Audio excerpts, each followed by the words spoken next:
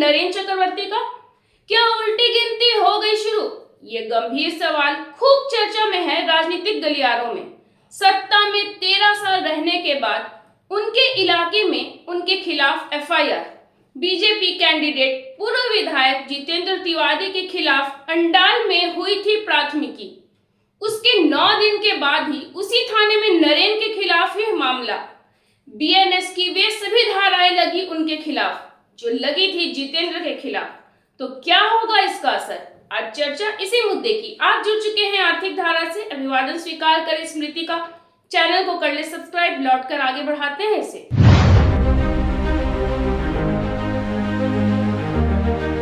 पांडवेश्वर में जो हो रहा है इन दिनों, उसकी कभी कल्पना तक नहीं की होगी नरेन चक्रवर्ती ने। हर चुनाव में सत्ता के कारण चलता था उनका फरमान। पुलिस से लेकर हरमाद वाहिनी तक होती थी साथ। विपक्ष के चुनावी प्रचार पर लगती थी लगाम। मारपीट, आवास में तोड़फोड़, संपत्ति लूट थी आम बात। झूठे एफआईआर में जेल भेजना, इलाके से खदेड़ देना था प्रचलन। लेकिन इस बार बदली हुई है पूरी तरह से स्थिति। पिछले चुनाव में खूब चला था आतंक का सिक्का, लेकिन पासा पलट गया है इस बार के चुनाव में। हालांकि कोशिश हुई थी इस बार भी। अंडाल थाना में एफआईआर हुआ जितेंद्र के खिलाफ। एससी एसटी प्रताड़ना निवारण अधिनियम 1989 के तहत नहीं है अग्रिम जमानत का प्रावधान। सोच थी कि डर जाएंगे जितेंद्र तिवारी, आतंकित हो जाएंगे उनके भाजपा कार्यकर्ता। नरेन ने किया था दावा, 1 लाख वोटों के अंतर से जीतेंगे वे चुनाव। लेकिन चुनाव आयोग भारी पड़ा इस बार। एफआईआर में मुख्य भूमिका बताई गई पुलिस सीआई पिंटू मुखर्जी की। उन्हें भेज दिया गया दार्जिलिंग डीआईबी में। शंटिंग पोस्ट मानी जाती है यह विभाग में। साथ ही बदल दिए गए अंडाल, पांडवेश्वर, फरीदपुर थाने के थानेदार। दी गई सख्त चेतावनी, हुआ राजनीतिक पक्षपात तो तुरंत होगी कड़ी कार्रवाई। पुलिस महकमे में मच गया हड़कंप। चुनावी गड़बड़ी पुलिस अधिकारियों को पड़ेगी महंगी। नरेन के हाथ की बने कठपुतली तो अंजाम भुगतने को रहें तैयार। बनबहाल के सूरज चौहान ने कर दी शिकायत नरेन के खिलाफ। जाति सूचक धमकी, मारपीट की चेतावनी, राजनीतिक गतिविधियों से दूर रहने का अल्टीमेटम। अंडाल थाने में नरेन के खिलाफ दर्ज हो गया एफआईआर। जांच का दायित्व मिला एसीपी दीप कुमार दास को।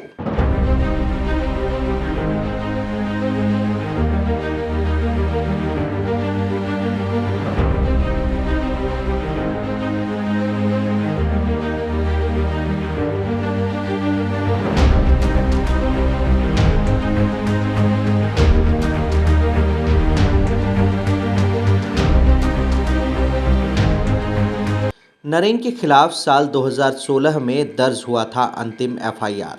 उनके खिलाफ पहले से ही दर्ज हैं 8 आपराधिक मामले।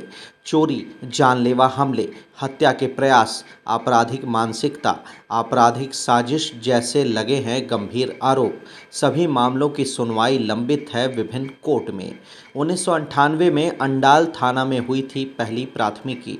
दूसरा मामला दर्ज हुआ साल 2001 में इसी थाने में। तीसरा एफआईआर 2008 में पांडवेश्वर थाना में। चौथा एफआईआर इसी थाने में साल 2009 में।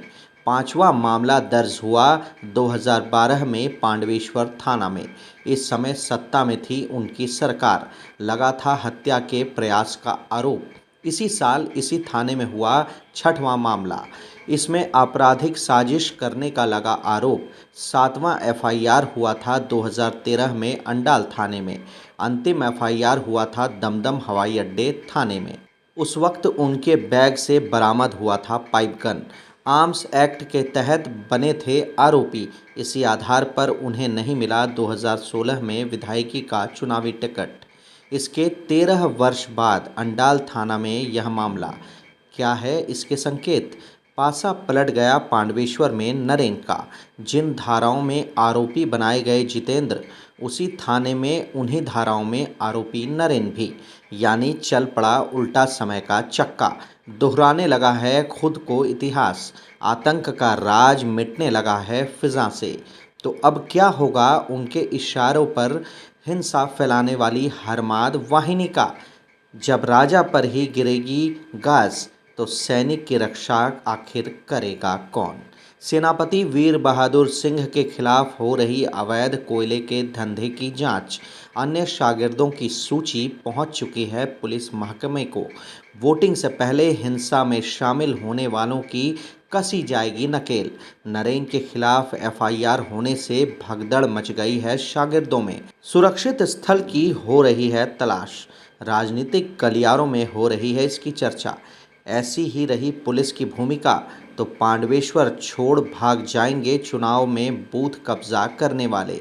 दशकों बाद वोटरों को निजात मिलेगी ऐसे तत्वों से। सुनिए आप बीती की कहानी सूरज चौहान की जुबानी। देखिए, नरेन के खिलाफ मैंने एक SC/ST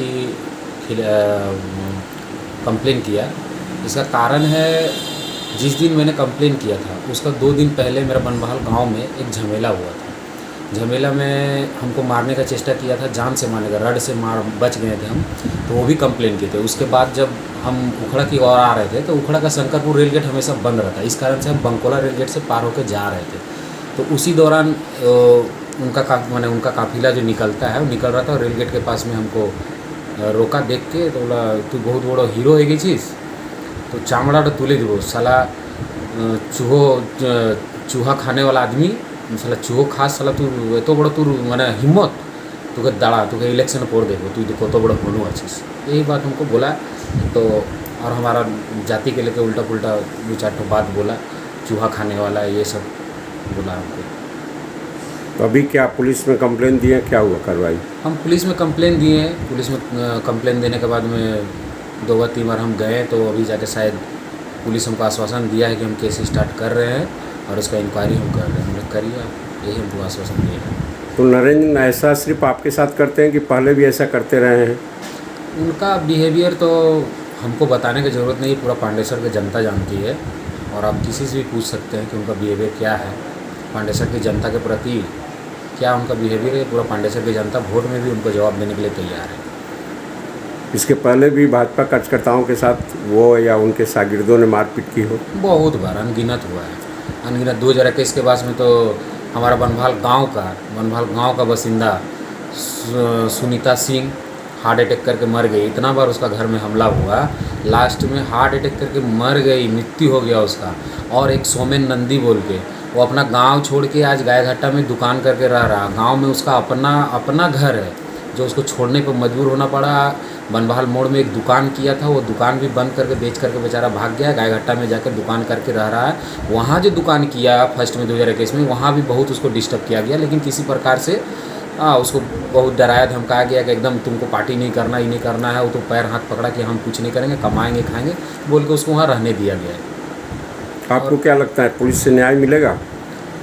हम तो प्रशासन के ऊपर भरोसा रखते हैं, इसीलिए प्रशासन के ऊपर हम कंप्लेन किए हैं। अब देखिए प्रशासन इसमें कितना हमको सहयोग करता है। हमको तो मारने का भी धमकी मिला है, यहाँ तक बोला गया कि बुलडोजर चला देगा। मैं बहुत आदमी के थ्रू से, दूसरे आदमी के थ्रू से मेरे पास में सूचना भेजा जा रहा है कि तुम बहुत ज़्यादा बड़ी कर रहा है, बुलडोजर चला देंगे, मर्डर भी हो सकता है तुम्हारा। ठीक है, देखा जाएगा जो होगा। हम तो कोई अन्याय नहीं कर रहे हैं, अब जीना मरना ऊपर वाले के हाथ में। पांडेसर की जनता से कोई अपील? पांडेसर की जनता से हम यही अपील करेंगे, हम तो एक छोटा का कार्यकर्ता है भाजपा का, और हमसे बहुत बड़ा ज्ञानी आदमी पांडेसर में बसाबास कर रहे, सब जान रहे वो लोग। यही अपील करेंगे कि ये भय मुक्त पांडेसर हम लोग को ये तैयार करना है। ये जो भय का माहौल है ना, इसको ख़त्म करना है। माननीय जितेंद्र तिवारी जी के शासन में उस समय वो तृणमूल में थे, निश्चित तृणमूल में थे, लेकिन 16 से 28 के बीच में आप देखिएगा कि किस प्रकार से उन्होंने पांडेसर को सजाया, पांडेसर में किस प्रकार से माने भय मुक्त माहौल बना के रखे थे। किसी भी गुंडागर्दी को बढ़ावा नहीं देते थे, वो सबको एकदम दबा के रखे थे। और इनके जाने के बाद में अभी आप देख लीजिए अभी का अवस्था क्या है। जो माने गुंडागर्दी कर रहा है, जो चोरी चमारी कर रहा है, वही नेता बना हुआ है, वही पांडेसर को चला रहा है, वही पांडेसर में जो बोलेगा वही हो रहा है। आम जनता चुपचाप है। आम जनता को क्या है, वो देखता है कि अगर हम कुछ बोलने जाएंगे केस दे देगा, मारेगा, चुपचाप है, वोट का इंतजार कर रहा है, वोट पर इसका जवाब देगा आम जनता। पांडवेश्वर में पुलिस की इस कार्रवाई से वोटरों में जगा है आत्मविश्वास। बूथों तक पहुंचने में उन्हें नहीं होगी कोई बाधा, लेकिन उनके मन में है एक आशंका, क्या एफआईआर तक सीमित रहेगी कार्रवाई? हिंसा आतंक फैलाने वाले भी क्या आएंगे पुलिस की गिरफ्त में? पांडवेश्वर के वोटरों ने भोगा है जो आतंक, उसे समाप्त करने के लिए सिर्फ एफआईआर नहीं है पर्याप्त। पुलिस को जमीन पर भी करनी होगी सख्त कार्रवाई। दिखना चाहिए वोटरों को साफ साफ बदल गया है माहौल। इस वीडियो में इतना ही।